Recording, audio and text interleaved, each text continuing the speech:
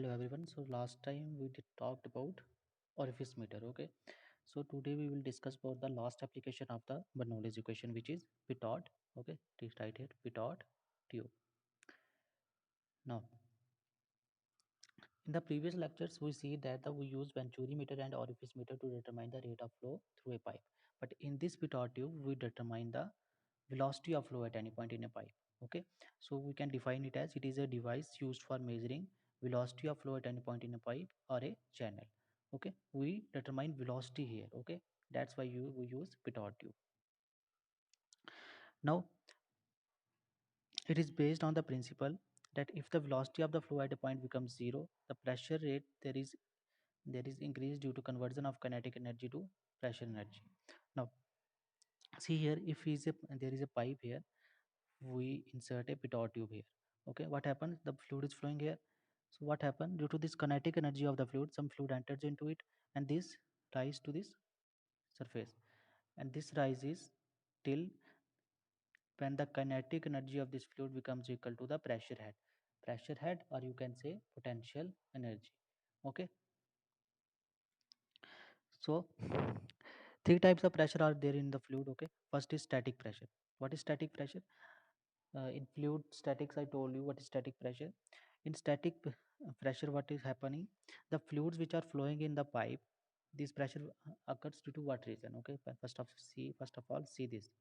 When a fluid is flowing through a pipe, there is a particles in motion in the fluid. Okay, these particles starts to collide with each other, and due to this, some pressure generates, and this pressure which is generated by this collision, it is known as static pressure. Okay, next one is dynamic pressure. What is dynamic pressure? It is defined as the kinetic energy per unit volume. Kinetic energy, you already know what is kinetic energy, 1 by 2 m, sorry, here 1 by 2 mv square. And what is volume? Density equal to mass upon volume. So from here, volume mm, equal to what? Mass upon density. Okay, so dynamic pressure we already defined as kinetic energy per unit volume. So kinetic energy is known, volume is written as this, and finally dynamic pressure is equal to half of density into volume square. Okay, now this pitot tube is works on the principle of what? Stagnation pressure. Okay, on fundamentals of stagnant pressure. What is stagnant pressure? I already told you in this what happens when the liquid is flowing through a pipe. What happens at certain point from here it is flowing. So say so here and the velocity of this fluid particles becomes zero. Okay, so stagnation pressure is an isentropic process in which fluid particles is brought from motion to rest. Okay, we can say this pressure occurs when we brought the fluid particles from motion to rest. What happens? This due to this some pressure is generated due to the fluid flowing in the back. Okay, some pressure is generated, and this pressure is known as stagnation pressure. Why we are saying this as isentropic uh, process? Because in this kinetic energy is converted into potential head or pressure head. Okay, I already told you that. Now see, we have to determine velocity here. How can we determine? Same, see here the apparatus is. Okay, here it is pipe, we fit the pitot tube in it. Okay, due to what happens when the liquid enters this pipe at this, say at this point, the velocity of this fluids become zero. So one thing you have to remember is we generally take this pitot tube dia as 10 to 12 centimeter. Okay, if we take the dia is less than this dimensions, what happens? The liquid or any fluid which is flowing through this pipe rises to some more extent due to the capillary action. Okay, so have you generally we use 10 to 12 centimeter pitot tube. Okay, okay, this liquid rises till now, till what? When the kinetic energy becomes equal to potential head.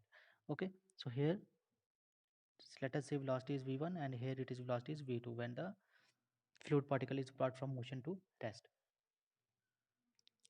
Okay, now apply Bernoulli's equation. Now we considered one section here and one section here. Okay, what is Bernoulli's equation? P1 upon rho g plus v1 square upon 2g plus z1. See, from here the datum same for both the section. see at 1p and then at 2, both the distances are same, so it gets cancelled. Okay, and see here, velocity at this point is 0, so this term becomes 0. Okay, now p1 upon rho g is pressure head above h, sorry 1. The pressure head above 1 is what? H, this height, h. Okay, capital H. And pressure head above this v2 is what? This h plus this rise in the pitot tube.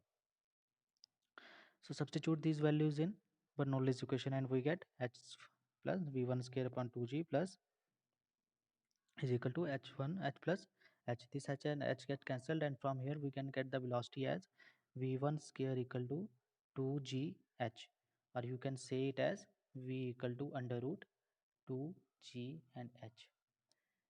This is we determined for the ideal fluid, okay, in which there is we are considering no viscosity in viscid flow, in compressible flow, so velocity plays no role in it. But in actual conditions we have to deal with real fluids. Okay, so in actual fluid there will be some losses due to viscosity, okay, some losses. So due to some losses the velocity of this actual fluid is less than the velocity of the theoretical fluid which we determined here. Okay, so it means that the actual velocity is generally less than the theoretical velocity. Okay, so we define here another term. Okay, last time we discussed about coefficient of discharge, coefficient of contraction, and today is the new term which is coefficient of velocity. It is equal to actual velocity upon theoretical velocity. Okay, actual velocity upon theoretical velocity. So from here, which it is denoted by cv. From here we can calculate the actual velocity as v actual is equal to what? Cv into v theoretical, and v theoretical is what? Equal to what? Under root 2 g and h. Okay, this is how we determine the velocity in terms of pitot tube. Okay, so two things you have to remember, that the pitot tube is working on the fundamental of stagnation pressure. And what is this stagnation pressure? Stagnation pressure is isentropic process, and isentropic process is what? In which the kinetic energy is equal to the potential energy or pressure head. Okay, stagnation pressure is an isostatic process in which fluid particles is brought from motion to rest. Okay, so due to this the pressure exerted by the fluids is called as stagnation pressure. When these fluid particles bring from motion to rest, so they exert some pressure on the fluid particles, sorry, these fluid particles exert some pressure, and this pressure is called as stagnation pressure. Okay, so here the applications of Bernoulli's equation is completed.